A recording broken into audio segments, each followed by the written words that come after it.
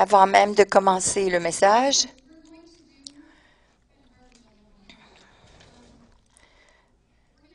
j'aimerais distribuer ces feuilles. Nous allons prendre un examen.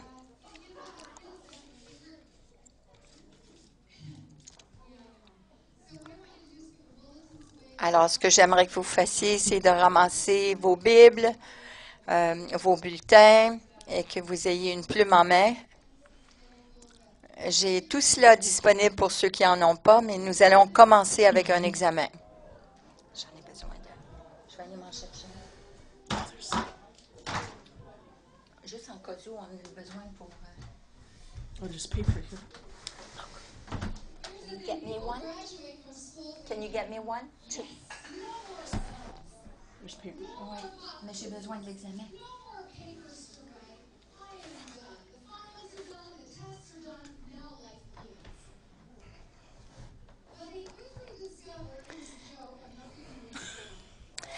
C'était vraiment une blague. Je vous donne pas un examen. Non, vous n'avez pas besoin de rien de ça.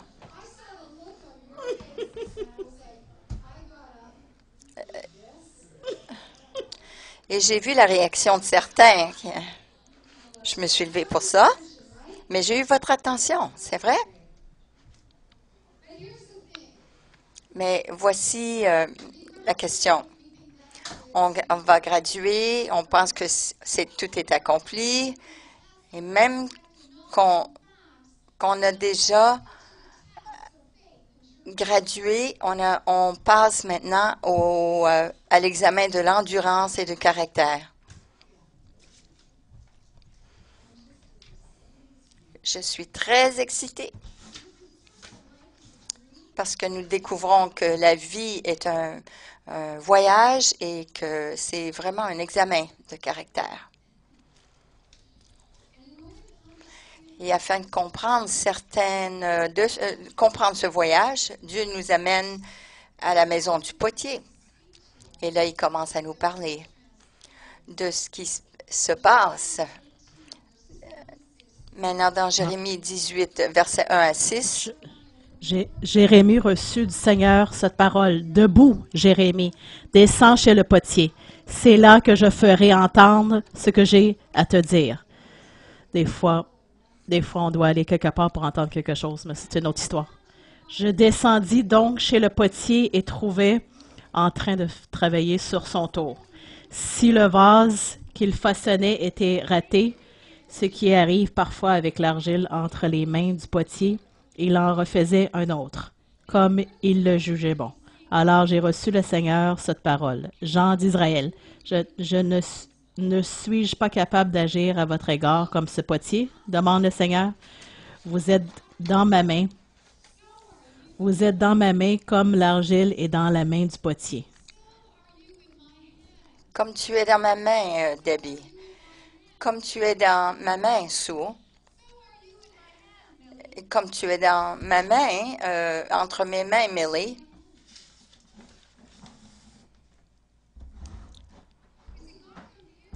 Dieu se compare à un maître potier et que nous sommes l'argile. Et comme un maître potier, Dieu nous forme avec patience, avec passion et avec un but en tête. Il nous dessine et il prépare un vaisseau d'honneur qui va être utile pour son royaume. Un porteur de sa gloire et de sa présence. Amen. Ô Seigneur, je veux être un porteur, une porteuse de ta gloire et de ta présence. Et jusqu'à maintenant, nous avons vu le potier prendre cette argile de la terre, le tremper dans l'eau, comme un massage on en a besoin pour enlever les impurités. Et finalement, il le forme, il transforme en vaisseau. Et Dieu nous a pris de la terre, de la poussière. Il nous a purifiés de toute impureté. Il nous a mis dans sa volonté et il nous a formés. Dieu s'est impliqué personnellement dans notre formation pour nous amener à notre destinée. Et les mains de Dieu sont partout sur nous. La dernière vue que nous avons eue du potier qui est en train de former ce vaisseau et enlever toutes les bulles d'air, parce que lorsqu'il met cela dans le four, ils peuvent éclater s'il y a des bulles d'air. Et de la même façon, le Saint-Esprit fait de l'investigation de notre vie. Il nous amène en conformité à l'image de Jésus-Christ. C'est son but, afin que nous le reflétions, refléter sa gloire, que nous parlions, que nous marchions comme Jésus. Parce qu'il est tellement en nous.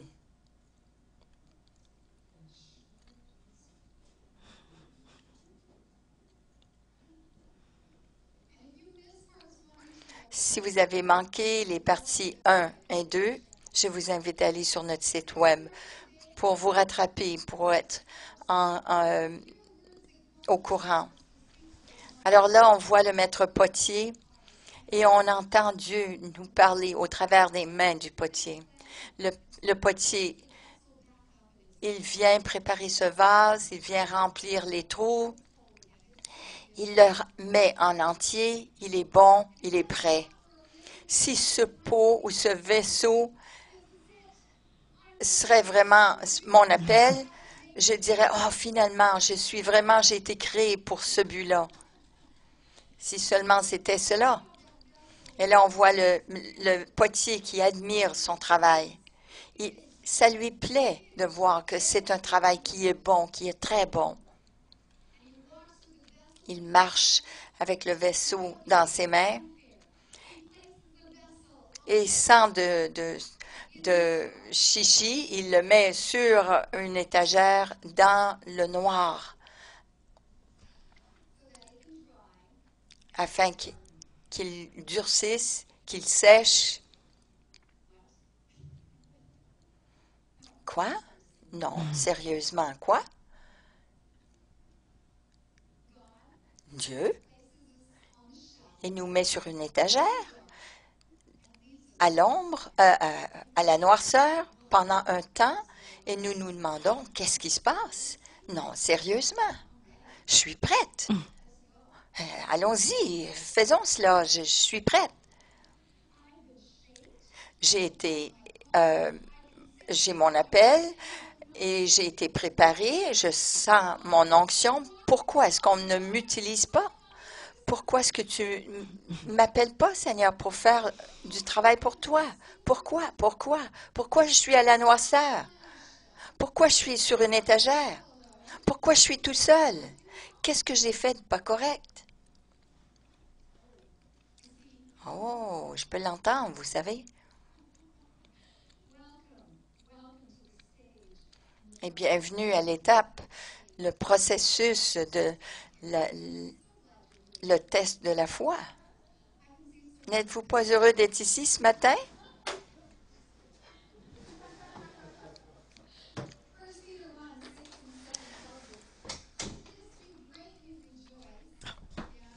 Pierre 1, 6 et 7. Vous en réjouissez, même s'il faut, maintenant, vous soyez attristés pour un peu de temps par toutes sortes d'épreuves.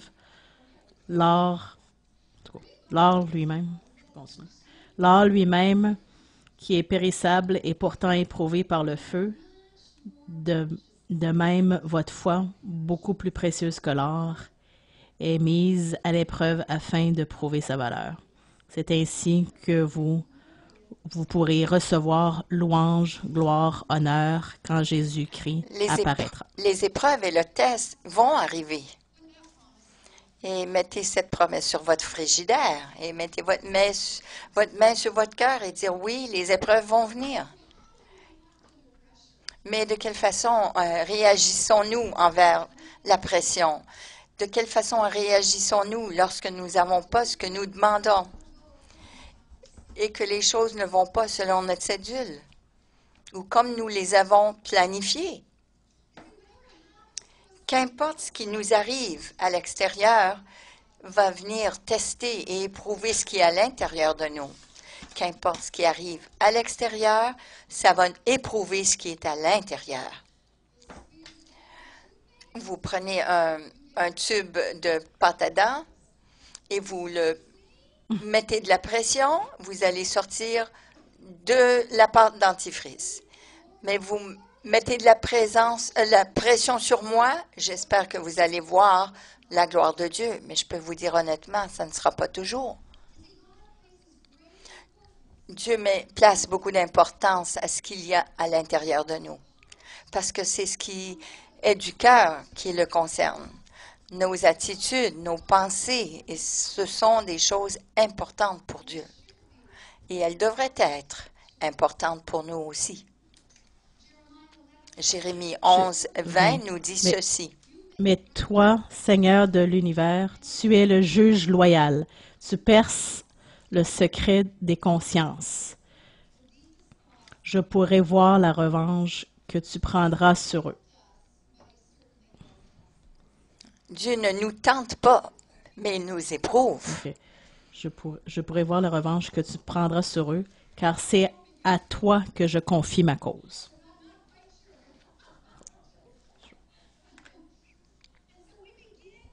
Alors, on commence à passer au travers ces épreuves lorsqu'on est dans une période sèche, lorsqu'on est dans la noirceur, sur une étagère, toute seule. Dieu ne travaille pas à notre cédule. Je lui en ai parlé à plusieurs reprises. Je lui ai dit, Seigneur, on a besoin de parler. On a besoin de discuter ici par rapport au temps et de cédule. Parce que toi et moi, on n'est pas sur la même cédule. Et je crois que tu dois venir sur le mien, sur ma cédule, pour que les choses aillent un peu plus doucement. Mais non, ça n'arrivera pas, vous savez. Mais lui, il travaille à son temps à lui et pour ses fins à lui, qui sont bons, qui sont droits et qui sont parfaits. Psaume 31, 14 à 15 dit ceci. J'entends ce que les gens disent contre moi. La terreur m'entoure de toutes parts. Ils se concertent contre moi. Ils complotent pour ôter ma vie. Je dois me rappeler à chaque matin que mes temps sont entre ses mains, non les miennes. Nos temps et nos saisons et nos appointements sont entre les mains de Dieu. Il sait comment choisir le meilleur pour nous. Lorsque c'est le temps pour avoir nos percées, pour avoir nos délivrances, pour recevoir nos bénédictions et pour avoir des occasions, des opportunités, des portes ouvertes. Lorsque j'étais plus jeune, il n'y a pas trop longtemps, je savais qu'un jour, j'irais en Afrique. Et les années ont passé, et encore d'autres années ont passé, et là, j'ai commencé à réfléchir. Est-ce que c'était vraiment Dieu qui a mis cela en moi, ou c'était mon désir à moi? Parce que, vous savez, on vient au Seigneur, on sent l'appel, et puis on sent qu'on doit tous aller en Afrique.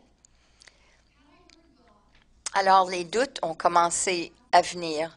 Est-ce que j'avais entendu Dieu? Est-ce que je devais aller en Afrique? Peut-être je suis en erreur. Oui, dans l'attente, dans l'attente, dans l'attente et l'attente, et encore l'attente. Peut-être, oui, peut-être j'ai fait erreur. Sûrement que si c'était le Seigneur, ça aurait déjà arrivé. Ça fait 10 ans. Si c'était le Seigneur, il y aurait eu un agissement vers ce but-là. Et moi, j'étais prête à renoncer à tout. Peut-être c'était moi, mon idée à moi. Mais parfois, on doit tenir bon, encore un petit peu. Et malgré tout cela, malgré mes doutes, malgré mes questions,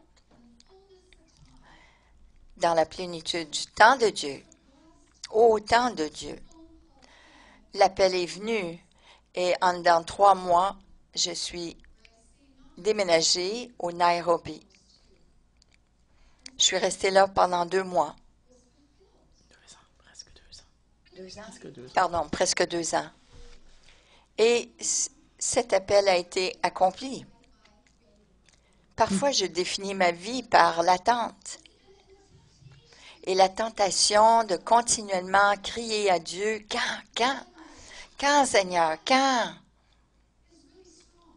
C'est fort, vous savez, ça. Et on croit qu'on est prêt.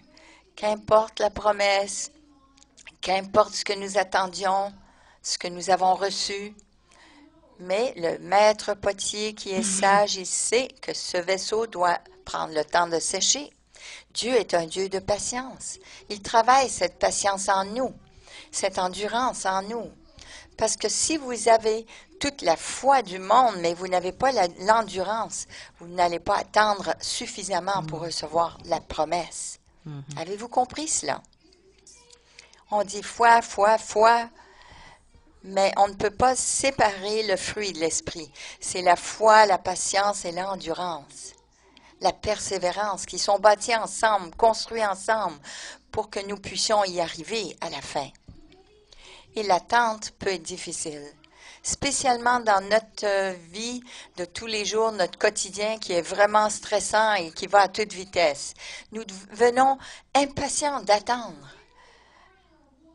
Qu'importe où nous sommes dans notre marche avec Dieu, nous cherchons, nous regardons toujours à ce qui arrive.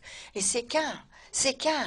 C'est comme une promesse que nous recevons, et puis là, on est prêt à d'autres choses.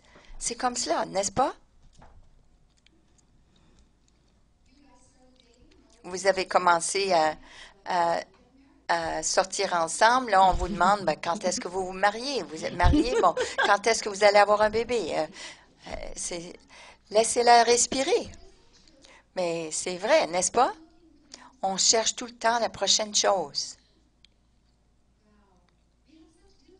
On a difficulté de vivre, apprécier le moment, spécialement si les choses ne vont pas comme on voudrait. Et je crois que c'est vraiment dans ces moments-là que nous cherchons et nous regardons en avant. Et nous disons quand? Mais Dieu nous aide à passer au travers.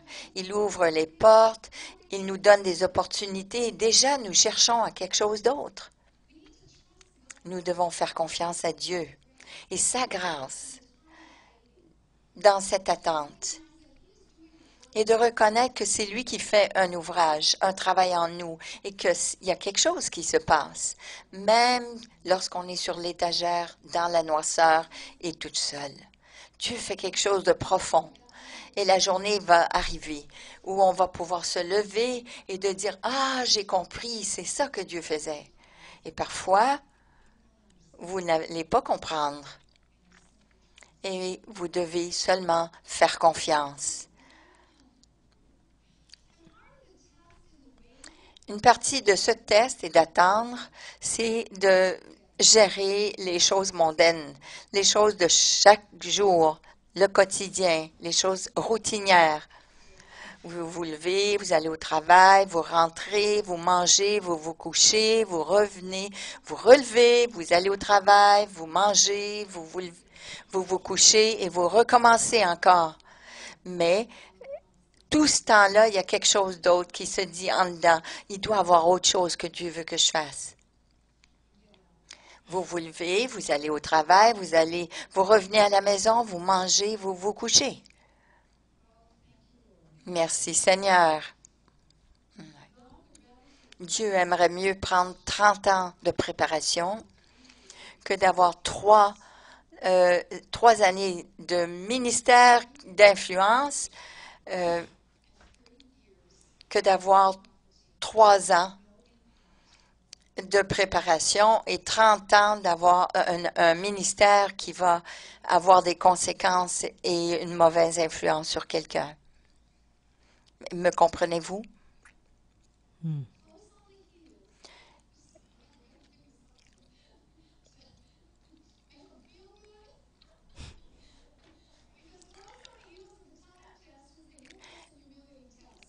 Et près de ce test-là, cette épreuve-là, c'est l'épreuve aussi d'humilité. On a tellement hâte d'être là, d'être un vaisseau du Saint-Esprit, de marcher dans notre appel, d'accomplir les desseins de Dieu pour notre vie. Mais au lieu de cela, ce maître potier, il nous place sur une étagère, dans la noirceur et toute seule. Et on se sent inutile, qu'on est là dans le champ à quelque part. Et combien de vous savez que lorsque c'est la pire chose, c'est de se sentir invisible, d'être dans l'obscurité. Il se peut que vous vous sentiez comme ça, que personne vous remarque. Personne ne remarque l'appel de Dieu sur votre vie, que ce soit à la maison, à l'église ou au marché du travail.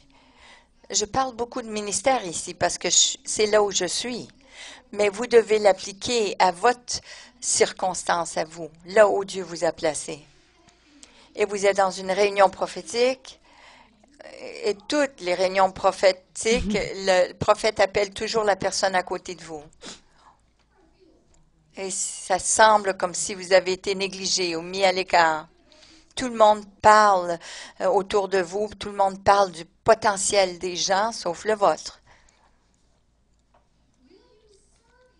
Allez-vous le servir avec joie, avec passion, même si personne ne connaît votre nom?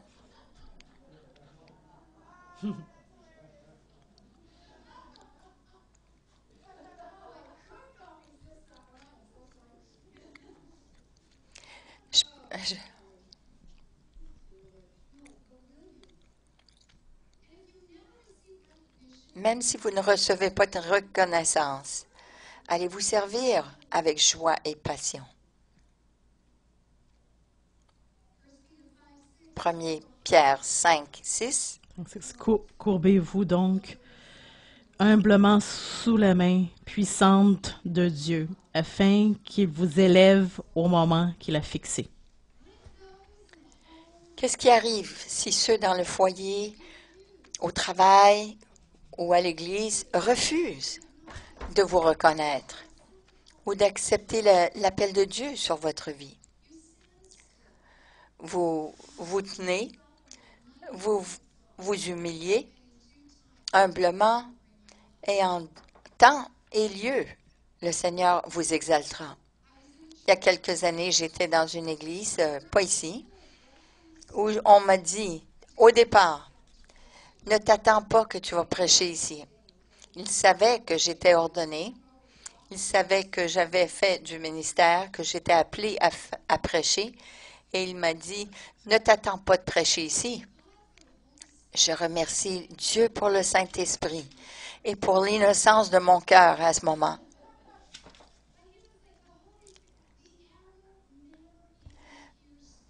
Mais cette flèche n'a jamais transpercé mon cœur.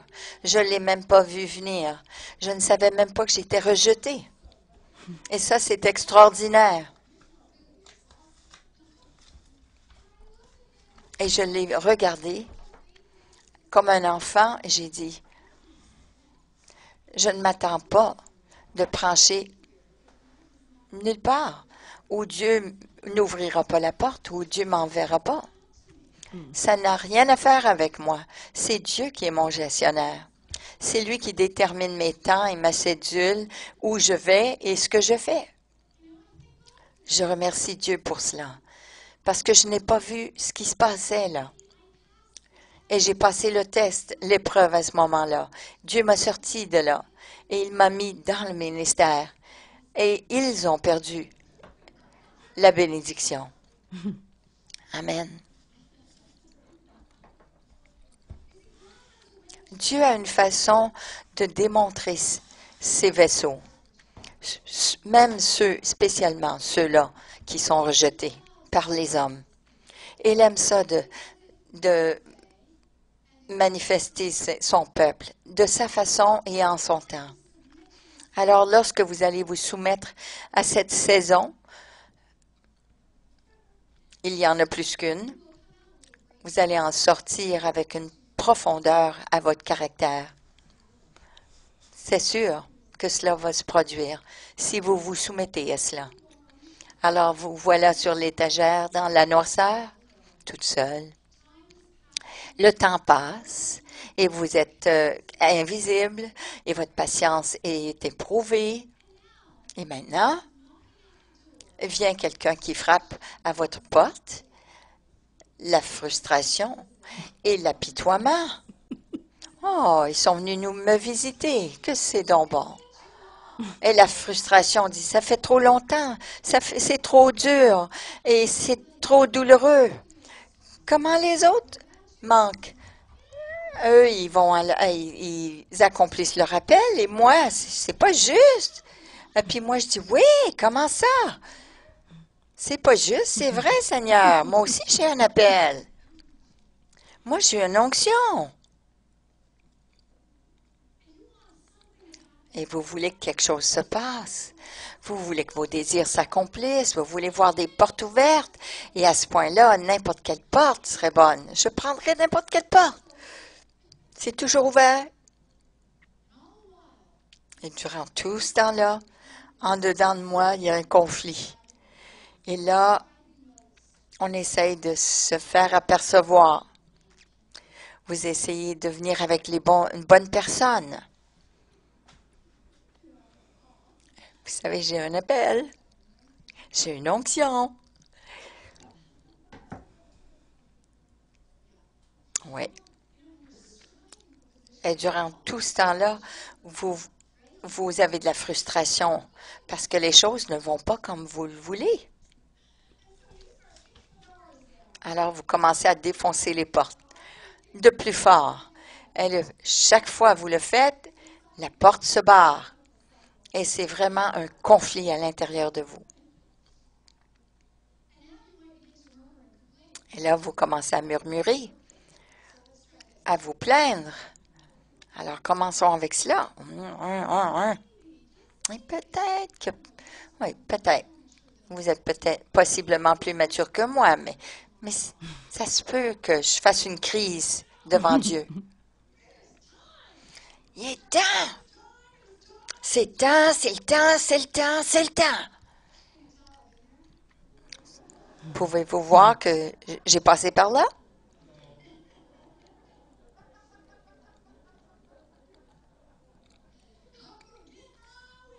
Je vais faire ce que je veux. Oh Seigneur, aie pitié de moi. Il y a tellement, oui, de miséricorde que c'est renouvelé à chaque jour. Et lorsque cela ne fonctionne pas, on boude. Puis là, on s'apitoie sur notre sort parce qu'on sait que ça va fonctionner. Mais Apocalypse 3:7 dit ceci. Voici ce que déclare celui qui est saint et véritable, celui qui a la clé du roi David, celui qui ouvre et personne ne peut fermer, qui ferme et personne ne peut ouvrir. Alors arrêtez de donner des coups de pied dans la porte. Si vous essayez de défoncer une porte, vous devez vous poser la question, très importante. Est-ce que je devrais passer au travers de cette porte? Est-ce que c'est la porte dans laquelle je dois défoncer?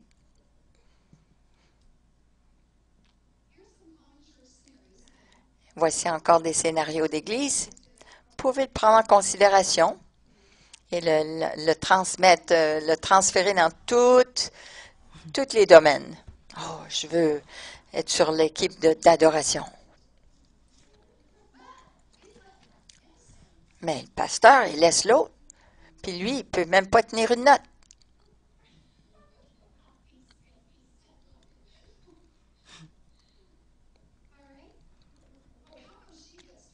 Alors, comment ça se fait? Elle prêche. Ils ne la connaissent pas.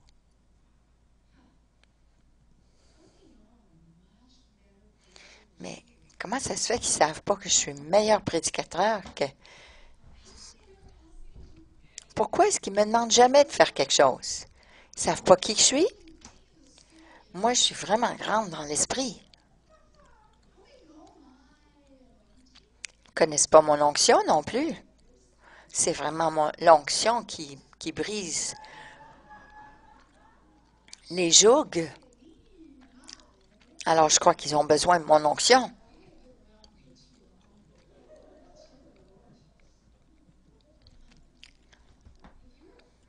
Mais si vous êtes frustré parce qu'on ne vous reconnaît pas, ou affirmé, ou on ne vous a pas donné d'opportunité pour faire quelque chose, ou vous voyez que les autres sont utilisés d'une façon que vous aimeriez, vous devez relâcher cela à Dieu et laisser Dieu guérir votre cœur.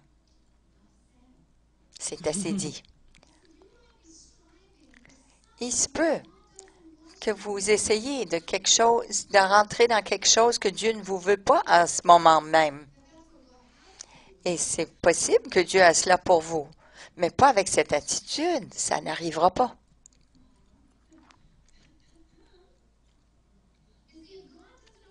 Si Dieu n'ouvre pas la porte, vous ne voulez pas passer par cette porte. Parce que la grâce et les outils qui vous seront donnés ne seront pas là pour vous. Mais si vous êtes avec Dieu, vous avez une plus grande onction qui est de l'autre bord de cette porte. Si ce n'est pas lui, ne passez pas cette porte. Vous amenez sur vous-même beaucoup d'anxiété, beaucoup de problèmes. Et le plus longtemps que vous allez essayer, le plus longtemps vous allez rester sur cette étagère, dans la noirceur et toute seule. Pouvez vous envelopper dans une couverture d'apitoiement et de bouder dans un coin en espérant que quelqu'un va vous remarquer. Ou vous pouvez vous soumettre au travail et au temps du Saint-Esprit qui fait toutes choses bonnes. Il fait toutes choses bonnes. Alors vous avez décidé de vous soumettre. Alors vous avez enlevé la frustration, vous avez enlevé l'apitoiement. Vous avez maintenant, c'est l'indépendance. Et ils viennent vous visiter. Et ils viennent vous tenir compagnie, vous dire, ah, mais t'es pas tanné d'être sur cette étagère? Oui, je suis tanné d'être sur cette étagère. Maintenant, vous voyez les autres qui sont tannés aussi. Puis là, vous vous rassemblez ensemble, vous commencez votre propre groupe. Ça, c'est un groupe d'étagères.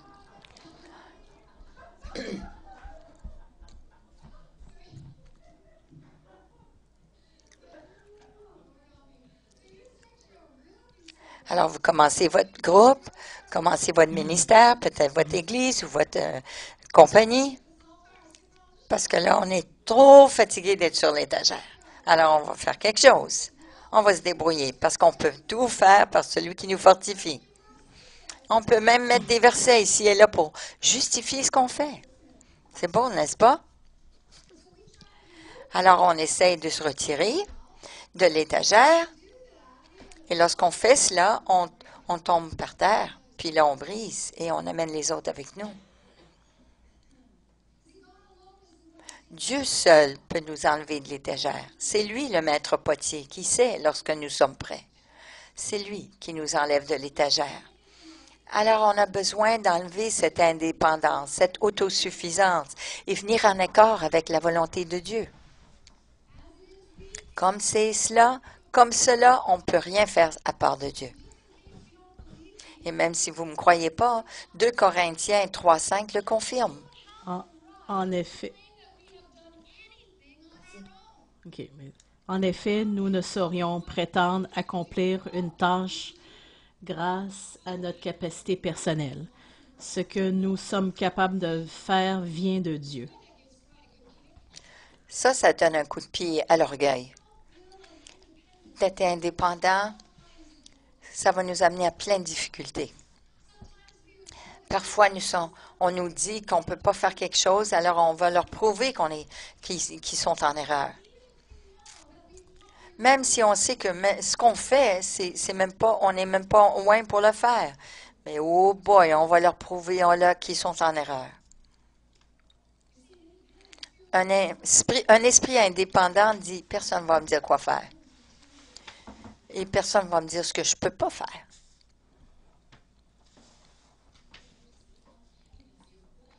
Seigneur enlève la lourdeur ici, dans cette pièce. Et ils pensent qu'ils font quelque chose pour Dieu. Et voilà la déception, la tromperie. Ils croient qu'ils font quelque chose pour Dieu. Mais leur seul but, c'est de prouver quelque chose. Ils se foutent royalement qui va être blessé le long du chemin. Ça, c'est une parole. C'est important que nous attendions le Seigneur et attendre son temps. Le laisser nous planter là où on doit être et pas de décider nous-mêmes où quand, comment et où et quand. Il y a tellement de monde qui sont en train de planifier ces choses-là pour eux-mêmes parce qu'ils ont quelque chose à prouver parce que quelqu'un les a rejetés dans le passé. Peut-être un leader a dû leur dire non, pas maintenant. Mais eux, ils ont décidé oui, mais moi, je sais que je suis appelé. Alors, ils s'efforcent de faire cela eux-mêmes au lieu de soumettre à Dieu et de permettre à Dieu de les exalter à la plénitude du temps. Ça, c'est important. Et c'est la même chose au milieu de travail. Il se peut que vous avez cherché une promotion. Comment vous allez réagir?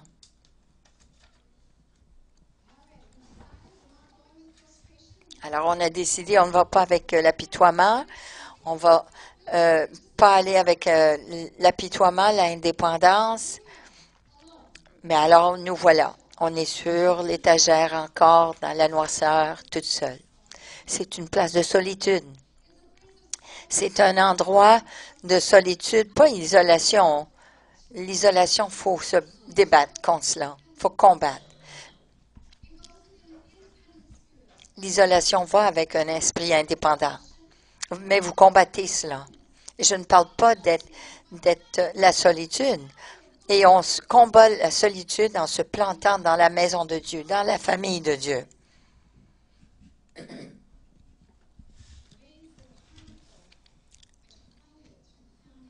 Vous combattez avec la famille de Dieu. Je parle de la solitude. La solitude, c'est quelque chose que nous devons accueillir. Vous êtes convaincus, n'est-ce pas? La solitude, c'est une discipline qui est perdue. C'est la crainte du silence. Ceux qui ont peur d'eux-mêmes, ils ont peur de voir ce qu'il y a à l'intérieur. Et comment allons-nous gérer cela?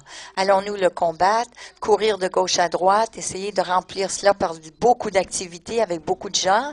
Parce que je ne veux pas être toute seule, je ne veux pas entendre ce qui se passe en dedans, non. Il y a toutes ces voix qui crient, qui veulent m'embrouiller. Mais non, je dois sortir cela de moi.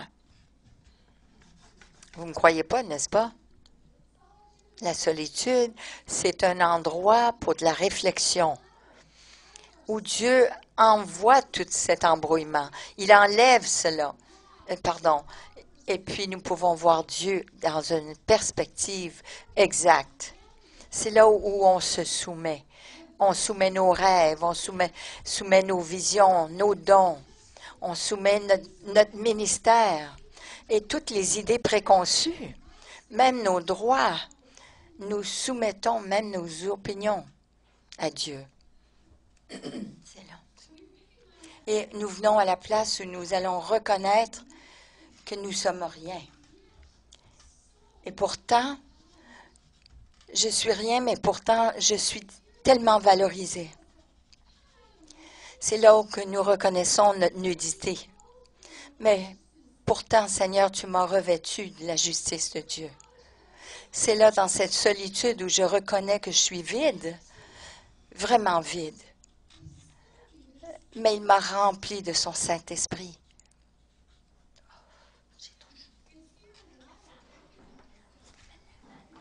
C'est là où je reconnais qu'à part de lui, j'ai rien à donner. Je ne suis même pas qualifiée.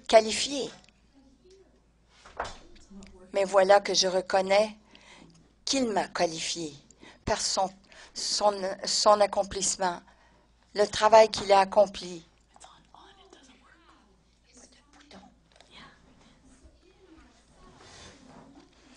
Alors, de nous-mêmes, il n'y a rien à nous à offrir, mais nous nous soumettons à Dieu.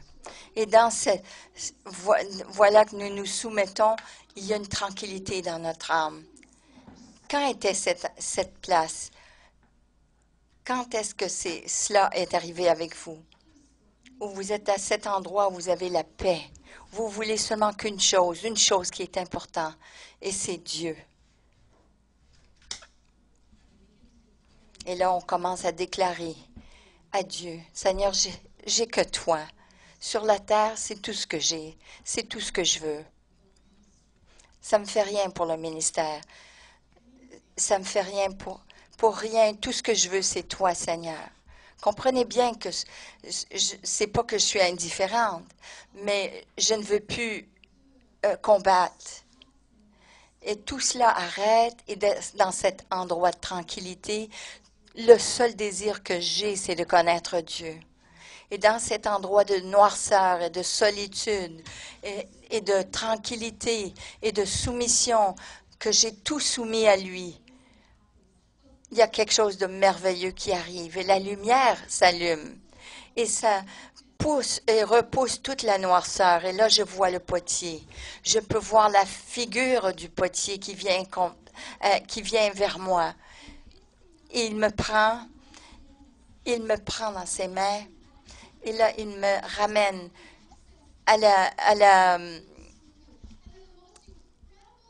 pour me tourner encore sur la roue du potier. Et là, il me tourne et commence à écrire son nom.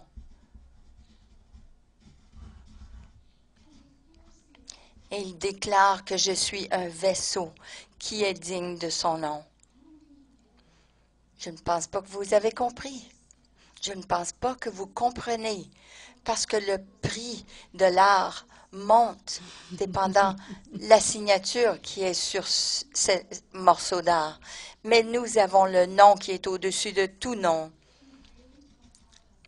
Nous avons son nom qui est gravé sur nous, sur nos vies, rempli de sa gloire, sa présence, et prêt pour être déversé dans un monde qui a besoin de lui. Nous avons le nom du Dieu Tout-Puissant. Nous avons été scellés par le sceau du Saint-Esprit et nous avons été gravés. Nous avons été vraiment brûlés par la présence de Dieu et son nom ne peut être effacé.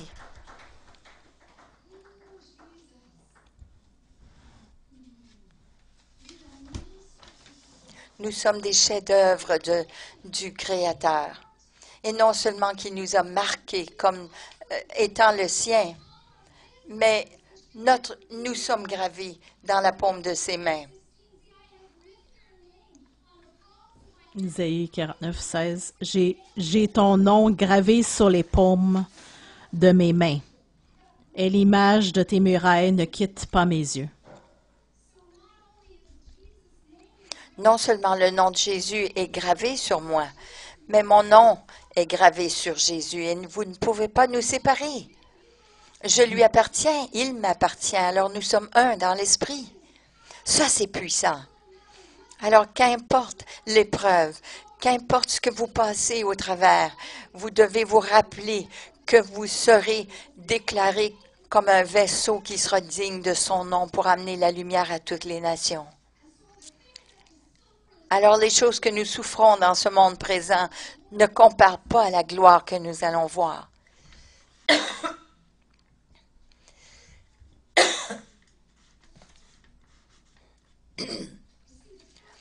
Vous voyez que ces épreuves ne sont pas là pour vous détruire, mais pour nous bâtir, nous donner de l'endurance et du caractère afin que nous reflétions Christ et que nous faisions une différence dans le monde autour de nous.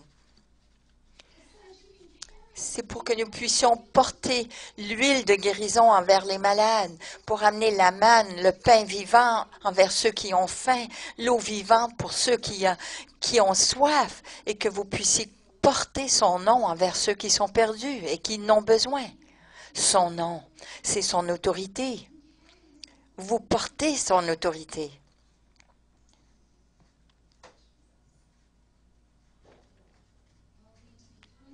Nous devons devenir ces vaisseaux porteurs. Et comme David, nous devons venir devant le Seigneur et dire, mets-moi à l'épreuve et vois mes motifs et mon cœur. Et sors tout de moi qui n'est pas de toi.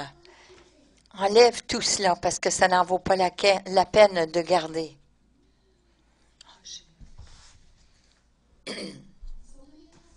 Alors, laissez-moi vous poser la question ce matin. Est-ce que le Saint-Esprit travaille l'humilité et la patience en vous? Avez-vous besoin de sortir la frustration, l'apitoiement de soi ou l'indépendance ou encore l'autosuffisance? Ou peut-être vous regardez sur le site web et vous n'avez pas le nom de Dieu gravé sur vous. Je peux vous encourager à dire, la meilleure chose, c'est que vous donniez votre vie à Jésus. Parce qu'il vous a créé avec un but. Et il veut que vous remplissiez la plénitude de ce but. La vie que vous vivez, ça ne fonctionne pas. Alors donnez-la à Christ. Donnez-la à Christ. Parce qu'il a ce que vous avez besoin. Alors ce matin, je vous pose la question. Qu'est-ce que Dieu fait dans votre cœur? Qu'est-ce que le Saint-Esprit touche en ce moment-là? En ce moment-ci, est-ce que vous allez céder au Saint-Esprit? Levons-nous ensemble. Alléluia. Gloire à toi, Jésus. Saint-Esprit, nous te souhaitons la bienvenue pour examiner nos cœurs, de travailler un travail profondément en nous. Parce que notre désir, c'est d'être comme Jésus. Notre désir, c'est d'être un vaisseau qui est digne de porter ton onction, ta présence, ta gloire, ton nom aux nations, à tous ceux autour de nous, Seigneur. Alléluia. Merci, Père. Père, je déclare ta bénédiction sur chacun ici. Et je demande que le ministère du Saint-Esprit puisse garder contre toute condamnation, contre toute culpabilité, mais plutôt amènerait la vie. Amène la vie aux endroits dans leur cœur sur lesquels ils sont sous conviction.